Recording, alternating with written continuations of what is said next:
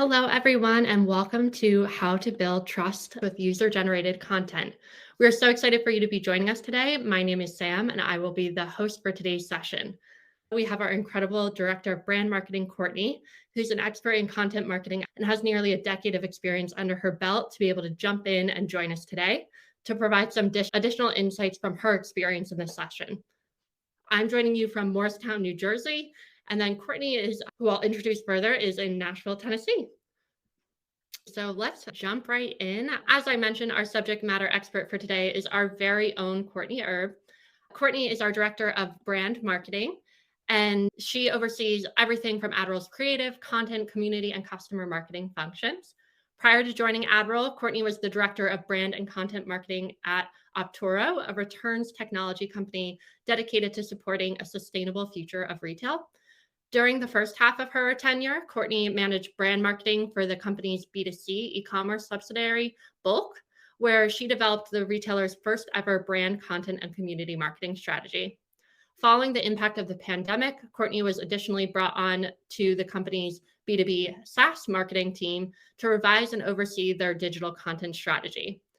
Her further experience includes being a digital content strategist at Edelman, which is a public PR firm, where she managed content development for brands including SC Johnson, Volkswagen, Hilton Hotels and Resorts, and eBay. And again, my name is Sam, and I'm the host for today. If you need anything during the webinar, feel free to drop messages in the chat one-to-one, and I'm happy to help you as needed. So here's what you can expect to take away from today's session. We're going to go over what UGC is and how it's different from influencer marketing. We're also going to talk about how you can incorporate UGC into your marketing strategy, tips to encourage it from your brand's community, and seeing UGC in real life. What does it look like and who's doing it well? We'll also give you time at the end for some Q&A with Courtney. So we've received many questions while you were registering. Thank you so much for submitting those. And we'll be trying to answer as many as possible through our presentation. But if you have anything else that comes up, please drop it in the chat or Q&A, and we'll get to as many as possible. So a little background for UGC, why we're here, why it's important. According to research, 90% of consumers claim that user-generated content holds more influence over their buying decision than other marketing and sales content. They find the content to be more authentic, allowing them to better trust the reviews and positive posts on social media, leading to their purchase. Despite being such an influential category, only 35% of marketers say that they consistently include UGC in their marketing strategy. So if you're not using it, you're not alone. Today's session will be a great foundation for building your program. And if you're part of that 35%, that's outstanding. Kudos to you. Today's session will still help you to optimize that strategy and offer inspiration for the new ways of obtaining and sharing your user-generated content. Now that we have some background, let's jump right in and get rolling with Courtney. Hi, everybody. Sam, thank you for the lovely introduction. Really excited to be here talking about the power of user-generated content.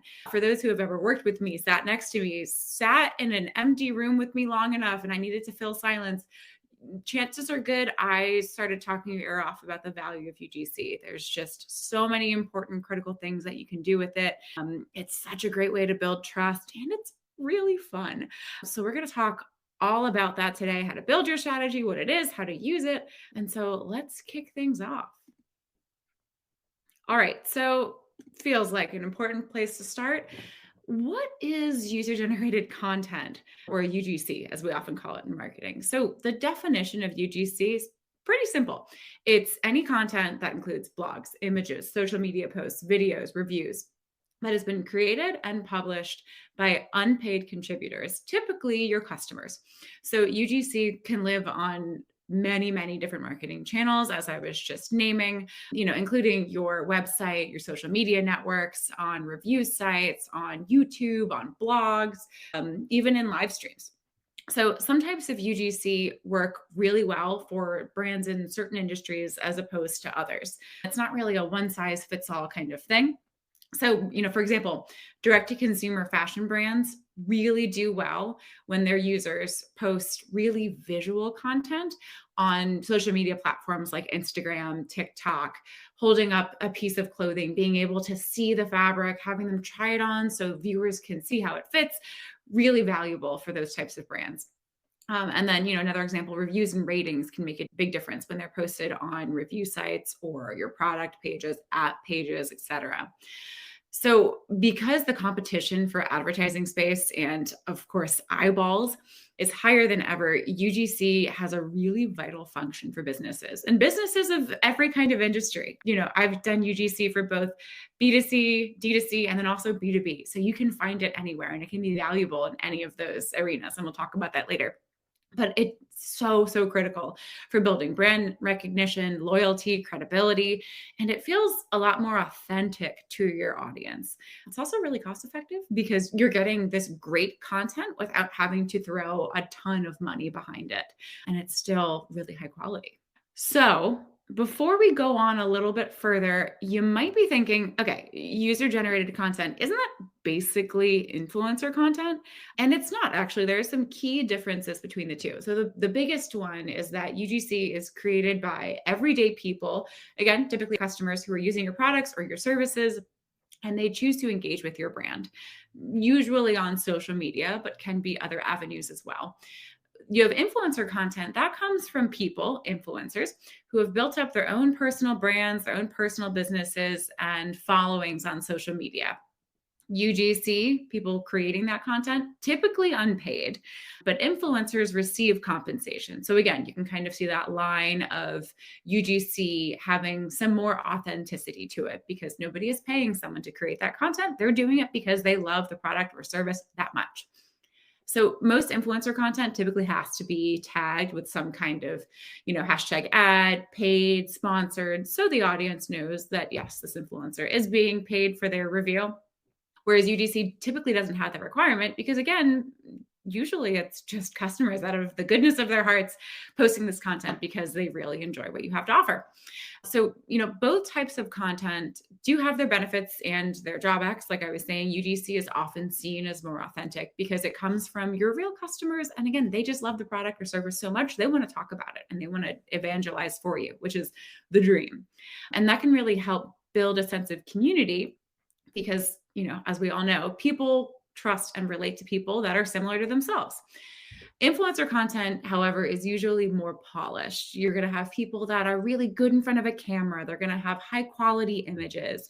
They'll probably script it ahead of time. And so there won't be any ums or likes or vocal fillers. Just be really clean. And typically it can reach a wider audience because they have their own following.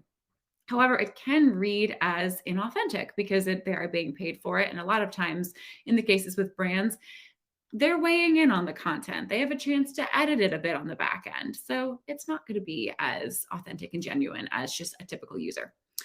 So, we have these differences, but when it all comes down to it, how does UGC and influencer content stack up against each other in terms of performance? So the answer to that, and Sam mentioned this before, is that 90% of consumers say that UGC does influence their buying decisions more than traditional marketing. And Stackla, which is a UGC management platform, has been monitoring the impact of content marketing since way before the pandemic. And every 2 years, they run a survey with about 2,000 consumers and about 200 B2C marketers from across the US, the UK, and Australia. And in 2017, the impact of UGC was just about 60%, which is pretty good. And then by 2019, so just 2 years later, it skyrocketed up to almost 80%. And it maintained that popularity and that influence throughout the pandemic, especially as many companies went digital first. So content marketing varies from industry and market, but it's important to note that the majority of consumers across these industries are influenced by UGC. So in Stocklow's 2021 survey, they asked consumers, have you ever been inspired to purchase from a new brand? New being a brand that they hadn't purchased from before, not a net new brand to the market, after seeing UGC images. And 66%, so 2/3, said that they have been inspired to purchase from a new brand after seeing social media images of that brand from other consumers, people like them. This, as predicted, increased with Gen Z, who said 73% were influenced, and millennials, who said 67% were influenced. But don't get it wrong, UGC is not just a Gen Z or millennial marketing tactic. And while it might help you expand your reach into new pockets, when it's used correctly and you use it on platforms where your customers already are, it can really help you reach that ideal customer population. So now that we've had a little bit discussion of what UGC is and what it isn't, how it can influence your ideal customers, let's talk about how to use it. Let's talk about strategy. So number one, you really want to know your goals. And this is, this is marketing 101 in terms of any kind of strategy that you're going to put into place. So whether you're just getting started or you're looking to grow or optimize your UGC strategy, the first thing you have to do is figure out, what do you want to accomplish? What purpose does UGC have in your marketing strategy? There are a lot of ways that it can help you. And here's a couple examples of how you can get started. So one way, and I've mentioned this already, great job boosting brand awareness. If you're just starting off as a business, UGC can be a great way to earn that loyalty from customers right off the bat, because earning loyalty is really difficult. So when you take user-generated content and you create social proof, it is really critical in terms of, again, as I was saying before, using the power of people that your customers or your potential customers can relate to grow that trust. And 48% of consumers say that UGC is a great way to discover new products. I know I have discovered many through the power of UGC. It also can improve your social engagement. So it's not easy to get customer engagement on social media, especially if you're only operating organically and you're not using any paid ads. But UGC has a higher chance of getting those likes and comments and shares from users because the content is relatable and everyone feels like they're part of that community. And the bonus is that if they share the content and then it reaches their family and friends, there's a potential for additional engagement, which is great. It also helps you find more leads. So 9 out of 10 consumers trust UGC more than traditional advertising. We've already covered that, and it's just worth repeating again. Meaning consumers would rather hear from each other than us, which, don't let it hurt your feelings. It makes sense. So when you publish UGC and your target audience reposts it, it can also attract the attention of their like-minded peers. And then finally, it helps you ramp up your content production. So on average, it takes anywhere between 1 and 3 hours to create a piece of content. I'm sure many of you know that. And if your goal is to have a steady stream of content, that's a lot of effort to put in. I know I've been there running content engines, and it can be tough. You can sit there and say, what else can we put out there? But when you leverage UGC, such as blogs and social media posts created by other users, you can save a significant amount of time and labor. So number 2, we talked about goals. So let's create a plan. So you need to figure out where your UGC is going to live and what platforms it's going to work best on. And this really varies based on your industry and your demographics. So look not only at where your ideal customers live, but also how they're using the platforms that they're on. For instance, for direct-to-consumer brands, Instagram is a pretty primary platform for UGC. But take into consideration, are people viewing static images? Are they on stories? Are they looking at reels? And think about that as you figure out what types of UGC you want to use on those channels. So be prepared and do your research. Only 27% of brands that say that they have a system in place for finding, managing, using UGC, which isn't a lot, but it makes sense because UGC can be something that feels a little bit intangible when you first start working with it. But these insights come from GWI's 2022 Biggest Trends for Social report, which can be a great resource for consumer behavior across social media. So number 3, always cover your bases. So let's say you found a great post you have a branded hashtag out there and your product is front and center in the content and the person who posted it is really happy with it and says great things about your product either in the content of it or in the post text itself. So, you can just go ahead and publish it on your feed, right? Wrong. I wish it was that easy, but you have to ask permission first. Always, always, always ask permission. So, that's the rule of thumb. Even if somebody is using your hashtag and it might seem like, oh, well, they know that they're opting in to have my brand see it and they're doing it because they want me to repost it. People might be using branded hashtags without explicitly knowing that they're tied to a UGC campaign. And when you repost or reshare without permission, it could rub those users the wrong way. So, you also want to be specific with what you're looking for. When you're asking for content with your hashtag or you're asking to create videos, give some specific directions. For instance, you can ask users to strike a certain pose with your product or film a video of them actually using it. So, number 5 is you want to be open to different types of UGC. So, I know we've talked a lot about social media, and that is typically what comes to mind. When you think of UGC, it's probably one of the easiest places for someone to post content about your product or service. But one of the best tips is just to be open to a full range of possibilities. So, when you're reposting images on social media channels, don't stop just on social.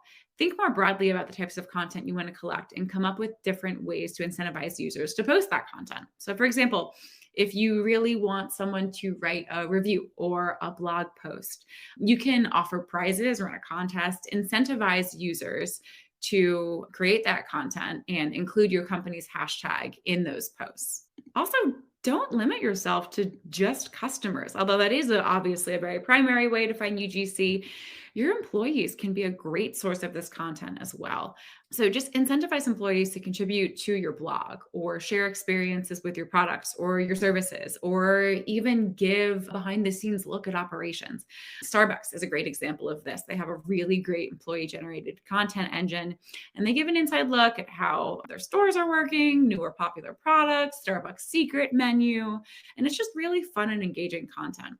But just quick note, employee generated content, you don't want it to be too salesy and it could start to drift into that inauthentic category because you are paying these people, whether or not you're paying them directly for that content.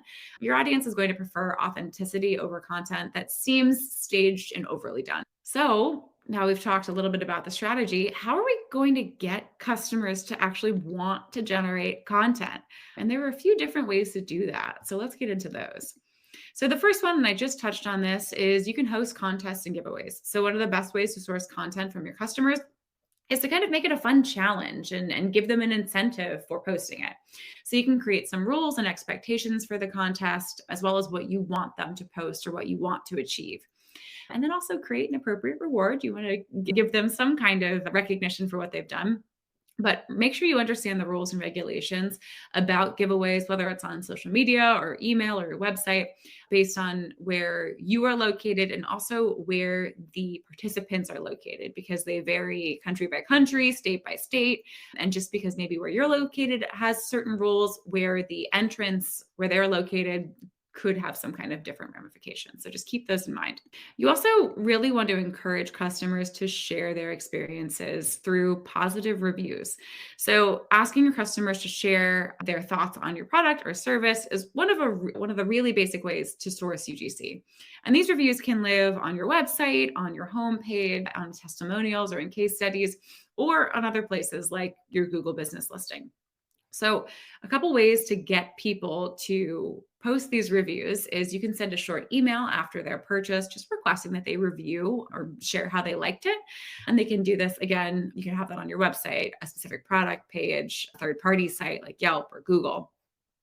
You can also offer a small incentive for this review. So a lot of people, understandably, aren't going to want to share content or really sit down and write a review if there's not anything in it for them. So popular incentives can include some free products or a free service, a discount on their next purchase.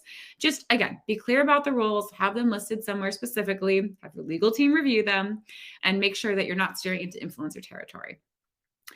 And then, of course, engage with your reviews. So positive, negative, somewhere in between. It's important to recognize the reviews that you have and really create kind of a personal interaction with them. And that might feel overwhelming, especially if you have a small team and you already have a ton of stuff to do.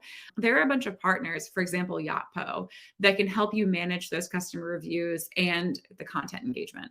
So you can also feature customer stories on your blog. So compiling reviews and stories can not only cut down on your content production time, but it's also a great way to get several people engaging with one piece of user generated content. So again, repurposing here is key. Everyone loves to celebrate friends and family. So if you throw 3 or 4 different stories or 3 or 4 different reviews on a blog post, share it out, tag those people. Obviously, you've asked permission first. They're going to probably share that with their friends or family and say, oh, look at me. Like this brand that I love just shared my review.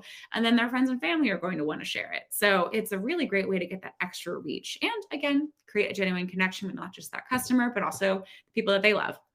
So you might want to consider sharing blogs about your product from customers organically versus consolidating them on your site. So for example, if a fashion blogger mentions your product in some kind of, 5 must-have jackets for spring, go through the channels of receiving permission to share and then share that blog post out directly to your audience instead of republishing it on your site. Sharing a link to their blog instead of your own lifts up those customers. So now that we've talked about some strategies for UGC, how to generate it, how to make sure that you're doing it the right way, let's just touch on a couple quick examples of great UGC. I know we're going to go through these pretty quickly because I do want to have time for the questions at the end. So first is Lush. I'm sure a lot of you have heard of Lush. They're a Canadian cosmetics brand. They've been able to cultivate as many as 500,000 tags and hashtag uses in a single month with their UGC marketing campaigns. And UGC is great at creating excitement and engagement among the most committed fans, and it draws new customers into the fold. So then, this one I think is really popular. One of the best and pinnacle examples of UGC is Apple's shot on iPhone. It's just, the iPhones are so consistently lauded for high quality content on their cameras. I know a lot of creators now are trying to shoot things explicitly just using iPhones. And the shot on iPhone hashtag campaign features stunning user submitted images taken on iPhone camera. You also have Under Armour. They're an activewear company, obviously, and they were knowing that customers would respond better to recommendations coming from a similar perspective as their own. They made a UGC campaign that really became the focal point of their entire e-commerce site. And that drives both sales and engagement. Next, Calvin Klein, again, another clothing brand. They had an idea to showcase everyday people alongside celebrities and models and athletes wearing their apparel to extend the appeal of the brand with the hashtag #MyCalvins campaign. And then finally, we have GoPro. UGC thrives when you're looking at the world of experiential entertainment and audiovisual production. And GoPro does this, and they have this massive follower base of 17 million people. And they use UGC on the majority of their ad content. So, for example, they launched a photo of the day competition where they would post the best user submitted image every day. And not only does this prompt long-term engagement, which is great because it is, competitions and contests are great for one time, but sometimes then you find that your flow of UGC wanes. So finding a way to have it consistent is really valuable. And it also, again, is great in terms of ensuring a nearly endless stream of ad content and regular content to use. So what have we learned today? So again, key takeaways, UGC should be really easy. Make it really easy and fun and enjoyable for your customers to submit content. Don't leave them hanging. You want to engage with your customers regularly on social, and you want to encourage them to engage with you, especially if they are posting UGC. Even if you don't use it, make sure you're out there commenting on it and showing them that you appreciate them talking about your services. You want to focus on creating an experience. And then you also want to think long-term. Think about a strategy that's going to get UGC coming in again and again and again, not just one time.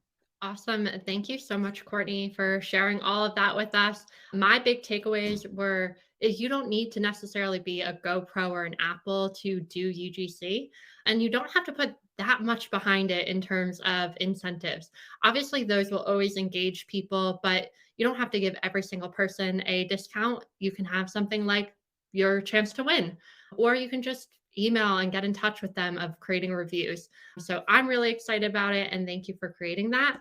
I know we're getting close to time, but we will do our Q&A still and do a couple questions. We had some come through the chat. So if you're able to stay, please feel free to join us. Otherwise, we'll make sure that this is sent afterwards.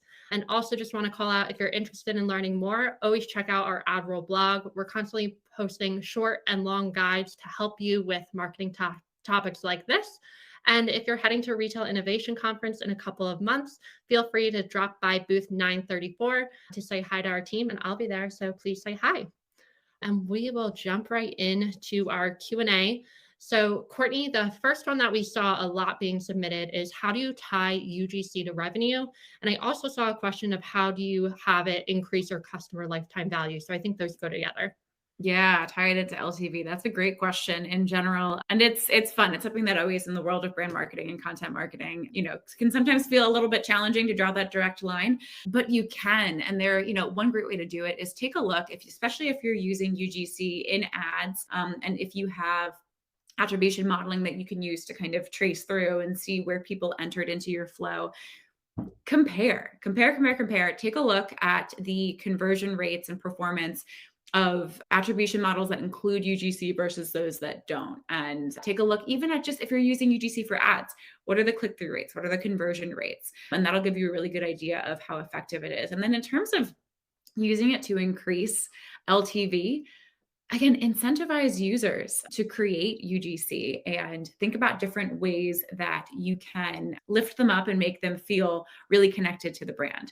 The more you can relate to them, the more you can feel authentic, the more likely they are to come back and purchase with you again. Or even if you are sharing their UGC, they're going to feel like, wow, I'm a valuable part of this company. They really appreciate what I think. I want to use more of their products or more of their services. So it's just a couple quick ways to do that. And then another question that we had submitted, and I think is really relevant. Not everyone is a retailer that, wants to be seen and the customers necessarily are going to post right away. For instance, we had someone who is a wellness brand that focuses on erectile dysfunction. So what do you do in that space if someone doesn't want to talk about it in public? Can you still use UGC?